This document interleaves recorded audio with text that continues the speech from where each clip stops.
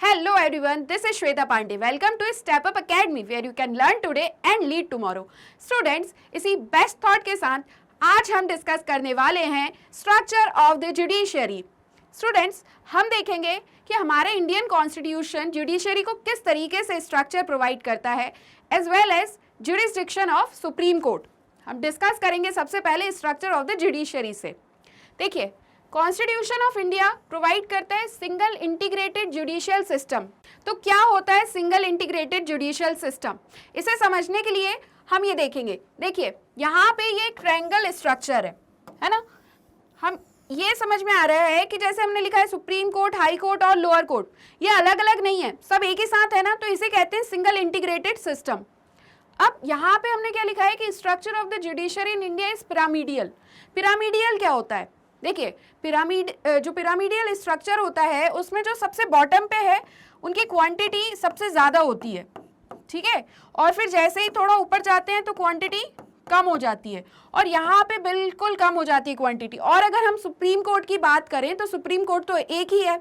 इसी तरीके से जुडिशियल सिस्टम में सबसे ज़्यादा होते हैं लोअर कोर्ट्स, फिर हर एक स्टेट का हाई कोर्ट होता है क्या? देखिए, हर एक स्टेट में नहीं है हाई कोर्ट. क्यों नहीं है वो हम डिस्कस करेंगे, बट अभी आप ये समझ सकते हैं कि जो हाई कोर्ट होता है ना वो स्टेट्स में होते हैं और सुप्रीम कोर्ट तो एक ही है.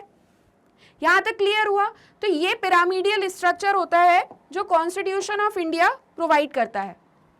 अब बात आती है कि ये जो कोर्ट हैं इतने सारे हैं, सुप्रीम कोर्ट है एक है, हाई कोर्ट तो बहुत सारे स्टेट्स में हैं जैसे मैंने बोला, और फिर लोअर कोर्ट्स हैं. लोअर कोर्ट्स कौन से होते हैं? डिस्ट्रिक्ट कोर्ट होते हैं, सबऑर्डिनेट कोर्ट होते हैं. ये सब सुन के आपके माइंड में इतना कन्फ्यूजन हो रहा होगा ना, और आप सोच रहे होंगे इनके फंक्शन क्या क्या है. सुप्रीम कोर्ट तो है सबको डील करने के लिए, तो फिर हर एक जगह कोर्ट बनाने की क्या ज़रूरत है?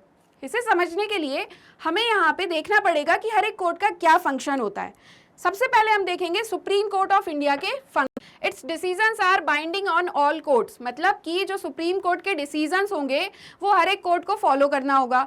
नेक्स्ट हम देखते हैं कैन ट्रांसफर जजेस ऑफ हाई कोर्ट्स. देखिए, जो हाई कोर्ट्स में जजेस होते हैं जैसा कि हम जानते हैं, है ना, तो ये परमानेंट जजेस नहीं है, इनका ट्रांसफर भी हो सकता है. और ट्रांसफर करने का मतलब फंक्शन किसका है या डिसीजन किसके पास है? सुप्रीम कोर्ट के पास है. Can move cases from any court to itself. अगर सुप्रीम कोर्ट ऐसा सोचता है कि अभी महाराष्ट्र हाई कोर्ट में है कोई सा भी केस, अब सुप्रीम कोर्ट ने काफ़ी सारे एनालाइज किया और ये डिसाइड किया कि महाराष्ट्र जो हाई कोर्ट है वो नहीं डिसाइड करेगा या केस से डील नहीं करेगा, मध्य प्रदेश हाई कोर्ट करेगा, तो ये जो केस का ट्रांसफ़र होगा ना वो भी सुप्रीम कोर्ट ही करेगा. नेक्स्ट है can transfer cases from one high court to another. Same यही चीज़ है कि लोअर कोर्ट्स, डिस्ट्रिक्ट कोर्ट्स के भी केसेस को ट्रांसफ़र कर सकता है as well as high courts के केसेस को भी ट्रांसफ़र कर सकता है. क्लियर हुए सुप्रीम कोर्ट के फंक्शंस? नेक्स्ट हम देखेंगे हाई कोर्ट के फंक्शन. अभी हमने ये देखा कि हाई कोर्ट को कौन डील कर रहा है, मतलब यहाँ पे डिसीजंस कौन ले रहा है? सुप्रीम कोर्ट ले रहा है. तो फिर हाई कोर्ट के क्या काम है देखते हैं. हाई कोर्ट का काम है can hear appeals from lower courts. देखिए, लोअर कोर्ट्स तो है ना, जैसे हमने अभी पिरामिडियल स्ट्रक्चर में देखा कि लोअर कोर्ट्स भी होते हैं भाई, उन्हें भी तो कोई देखेगा, तो उन्हें कौन देखता है? हाई कोर्ट देखता है. तो उनके जो अपील हैं उन्हें कौन हियर करता है? High court. Can issue Ritz for restoring fundamental rights. अगर हम रिट्स की बात करते हैं तो हमें फंडामेंटल राइट्स पे आ जाना चाहिए जल्दी से. क्या है फंडामेंटल राइट्स? ये तो हम डिस्कस नहीं करेंगे अभी, बट हाँ, राइट टू कॉन्स्टिट्यूशनल रेमेडीज दिया गया है फंडामेंटल राइट्स में, और उसी में रिट्स के बारे में दिया गया है. तो ये रिट्स इशू करने का अधिकार किसके पास है? हाई कोर्ट के पास है. हाँ, सुप्रीम कोर्ट के पास भी है, बट अभी हम हाई कोर्ट के फंक्शंस देख रहे हैं. तो रिट्स इशू करने का किसके पास डिसीजन होगा या किसके पास अथॉरिटी होगी? हाई कोर्ट के पास. Then can deal with cases within the jurisdiction of the state. Suppose कोई भी एक स्टेट ले लीजिए, आप राजस्थान ले लीजिए, है ना, तो यहाँ से रिलेटेड जितने भी हाई कोर्ट के अंडर में ज्यूरिसडिक्शन होंगे उन्हें डील करेगा, और exercises superintendence and control over courts below it. जैसे सुप्रीम कोर्ट के बाद हाई कोर्ट आ रहा है ना, तो हाई कोर्ट के बाद लोअर कोर्ट्स आ रहे हैं, तो लोअर कोर्ट्स को कौन डील करेगा, है ना, सुपरिटेंडेंट कौन करेगा? तो ये हाई कोर्ट करता है. यहाँ तक क्लियर हुआ सुप्रीम कोर्ट के क्या फंक्शंस हैं और हाई कोर्ट के क्या फंक्शंस हैं. अब आते हैं डिस्ट्रिक्ट कोर्ट. क्या है डिस्ट्रिक्ट कोर्ट के functions? Deals with cases arising in the district. देखिए, बहुत बड़ा स्टेट है ना, तो जो हाई कोर्ट है वो हर एक जगह तो नहीं जा सकता है ना, तो इस वजह से स्टेट में जितने भी डिस्ट्रिक्ट्स हैं वहाँ पे होते हैं डिस्ट्रिक्ट कोर्ट। और ये डिस्ट्रिक्ट कोर्ट में जो भी केसेस अराइज होते हैं, सॉरी डिस्ट्रिक्ट्स में जितने भी केसेस अराइज होते हैं उन्हें कौन देखता है? डिस्ट्रिक्ट कोर्ट देखता है। Considers appeals on decisions given by lower courts. District court के नीचे भी कोर्ट्स हैं, सबऑर्डिनेट कोर्ट्स हैं ना, तो यहाँ पे जो अपील करेंगे लोअर कोर्ट्स उन्हें भी कंसिडर कौन करेगा? अपील्स को डिस्ट्रिक्ट कोर्ट करेगा और डिसाइड करेगा cases involving serious criminal offences. मान लीजिए डिस्ट्रिक्ट में कुछ ऐसा क्राइम हुआ है, वो ज़्यादा क्रिमिनल ऑफेंस है ना, बहुत ज़्यादा सीरियस क्रिमिनल ऑफेंस है, तो इनसे कौन डील करेगा? डिस्ट्रिक्ट कोर्ट ही करेगा।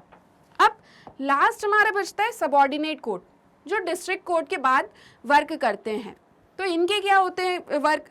देखिए, ये डील करते हैं या केसेस कंसिडर करते हैं सिविल और क्रिमिनल नेचर के। अब सिविल और क्रिमिनल नेचर क्या होता है?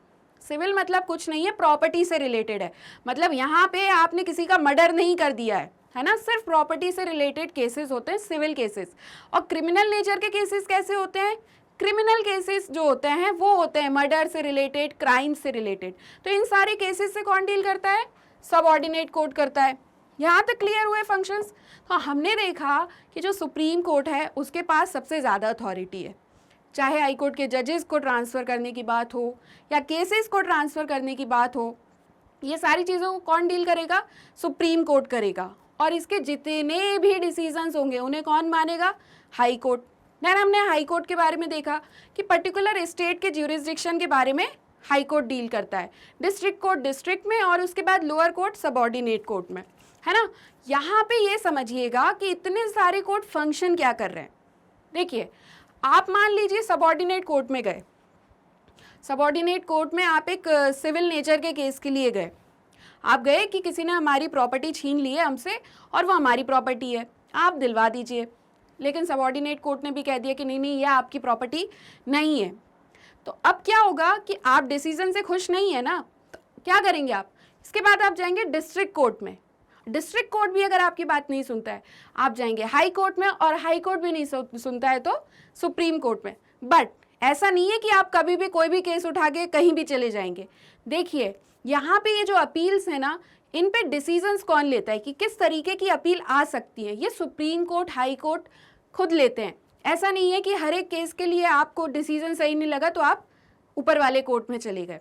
तो क्लियर हुए फंक्शंस क्या क्या? Supreme court, high court, district court और सबऑर्डिनेट कोर्ट के फंक्शंस है। अब देखिए, ये तो हमने एक ओवरव्यू टाइप में समझ लिए सबके फंक्शंस। अब पर्टिकुलर एक एक फंक्शंस को हम डिटेल में समझेंगे और सबसे पहले हम देखेंगे jurisdiction of the supreme court. अब सुप्रीम कोर्ट है, इसे अपेक्स कोर्ट भी कहते हैं। तो क्या क्या इसके फंक्शंस हैं या ज्यूरिसडिक्शन में इसके अंडर में क्या क्या आता है? तो जो इंडिया का सुप्रीम कोर्ट है ना, वो पावरफुल कोर्ट है एनीवेयर इन द वर्ल्ड, ठीक है। जो इसके फंक्शंस है ना, जो फंक्शन कर रहा है सुप्रीम कोर्ट, तो उसके भी तो कुछ लिमिटेशंस होंगे ना। ऐसा तो नहीं है कि सुप्रीम कोर्ट का जो मन करेगा वो कर देगा, ऐसा बिल्कुल नहीं होता है। हम जानते हैं कि कॉन्स्टिट्यूशन ऑफ इंडिया ने अगर पावर्स दी हैं इंस्टीट्यूशंस को, तो कुछ लिमिट्स भी लगाई हैं। तो इन्हीं लिमिटेशंस के साथ सुप्रीम कोर्ट फंक्शन करता है, ठीक है। और जो फंक्शंस और रिस्पॉन्सिबिलिटीज़ हैं सुप्रीम कोर्ट की, ये कहाँ पे डिफाइन की गई हैं? कॉन्स्टिट्यूशन में। तो अब इन्हीं रिस्पॉन्सिबिलिटीज़, फंक्शंस को समझने के लिए हम देखेंगे ज्यूरिसडिक्शन ऑफ सुप्रीम कोर्ट। आपको काफ़ी भारी भारी टर्म्स पढ़ने को अब मिल रही हैं, है ना, जैसे कि ओरिजिनल, एपीलेट, एडवाइजरी, रिट। देखिए, जितनी डिफ़िकल्ट ये टर्म्स है ना, इनके आंसर उतने ही ज़्यादा इजी हैं। बट क्या करना है, आपको ध्यान से मेरी बातों को सुनना है। तो सबसे पहले हम देखेंगे ओरिजिनल ज्यूरिसडिक्शन। ओरिजिनल ज्यूरिसडिक्शन क्या होता है सुप्रीम कोर्ट का? It settles disputes between union and states and among states. तो यूनियन और स्टेट्स के बीच में जो डिस्प्यूट्स हो रहे हैं, या मान लीजिए 2 स्टेट्स के बीच में डिस्प्यूट्स हो रहे हैं, है ना। यहाँ पे 2 स्टेट्स के नेम से आपके माइंड में मूवी आ गई होगी, बट मूवी ना लाएं बीच में, यहाँ पे 2 स्टेट्स को ही रखें, जैसे महाराष्ट्र या मध्य प्रदेश, 2 स्टेट मान लीजिए। तो इनके बीच में जो डिस्प्यूट्स हो रहे हैं ना, उन्हें कौन सेटल करेगा? सुप्रीम कोर्ट करेगा। और इन्हीं डिस्प्यूट्स को वो जिस तरीके से सेटल कर रहा है, इसे कहते हैं original jurisdiction of the supreme court. Next आते हैं अपीलेट ज्यूरिसडिक्शन पे। अपीलेट मतलब क्या होता है? अपील। कोई अपील करेगा और फिर क्या करेंगे, डिस्प्यूट्स को सेटल किया जाएगा। तो यहाँ पे जो लोअर कोर्ट्स है ना, इनके सिविल, क्रिमिनल और कॉन्स्टिट्यूशनल केसेस जो होंगे, इनसे रिलेटेड अपील्स को अगर सुप्रीम कोर्ट में किया जाता है तो ये अपीलेट जुरिस्डिक्शन होता है सुप्रीम कोर्ट का। नेक्स्ट है एडवाइजरी जुरिस्डिक्शन। अब एडवाइजरी जुरिस्डिक्शन मतलब क्या, एडवाइस देना। किसे देगा सुप्रीम कोर्ट एडवाइस? ऐसा तो नहीं है ना रोज जितने भी सिटीजन है उन्हें एडवाइस दे रहा है सुप्रीम कोर्ट, ऐसा ना करें ऐसा ना करें। और ऐसा भी नहीं है कि सुप्रीम कोर्ट एडवाइस ही नहीं दे रहा है, सुप्रीम कोर्ट एडवाइस तो देता है। अब किसे देता है वो एडवाइस? प्रेसिडेंट ऑफ इंडिया को। प्रेसिडेंट ऑफ इंडिया को एडवाइस क्या देगा जाके? ये कि आप क्या फंक्शन करें और क्या फंक्शन नहीं करें, ये तो कॉन्स्टिट्यूशन ऑफ इंडिया में दिया गया है। तो फिर यहाँ कौन सी एडवाइस के बारे में बात किया जा रहा है? स्टूडेंट्स, अगर कोई भी मैटर पब्लिक इंपॉर्टेंस का है और लॉ से रिलेटेड है और प्रेसिडेंट कहते हैं सुप्रीम कोर्ट को कि हमें आपकी एडवाइस की ज़रूरत है, तो फिर क्या होगा, सुप्रीम कोर्ट इन्हें एडवाइस देगा और इसे ही कहते हैं एडवाइजरी जुरिस्डिक्शन। और लास्ट आता है रिट। अभी हमने हाई कोर्ट में देखा था ना कि हाई कोर्ट इशू करता है रिट्स को, अब सुप्रीम कोर्ट भी रिट्स इशू करता है। कौन से रिट्स हैं? हैबियस कॉर्पस, मैंडेमस, प्रोहिबिशन, सर्शियोररी और क्यो वारंटो। आई होप आप सभी को काफ़ी अच्छे से ज्यूरिस्डिक्शन के बारे में समझ तो आया होगा कि सुप्रीम कोर्ट की कौन से ज्यूरिस्डिक्शन है, ओरिजिनल, अपीलेट, एडवाइजरी और रिट ज्यूरिस्डिक्शन। तो आज के इस सेशन में हमने डिस्कस किया स्ट्रक्चर ऑफ द जुडिशरी जो इंडियन कॉन्स्टिट्यूशन प्रोवाइड करता है, एज वेल एज हमने फंक्शंस भी देखे, सुप्रीम कोर्ट, हाई कोर्ट और लोअर कोर्ट्स किस तरीके से फंक्शन करते हैं, as well as jurisdiction of supreme court के बारे में भी जाना। बट पूरी तरीके से नहीं, थोड़ा सा हमने एक ओवरव्यू की तरह देखा कि कौन से ज्यूरिस्डिक्शन है। आने वाले सेशंस में हम हर एक ज्यूरिस्डिक्शन को काफ़ी डिटेल में पढ़ेंगे। स्टूडेंट्स, इसी तरह के और वीडियोस देखने के लिए आप हमारे चैनल स्टेप अप एकेडमी को लाइक, शेयर एंड सब्सक्राइब करना बिल्कुल भी ना भूलें। और इससे ज़्यादा वीडियोस देखने के लिए आप हमारी वेबसाइट पर भी विजिट कर सकते हैं। Thank you.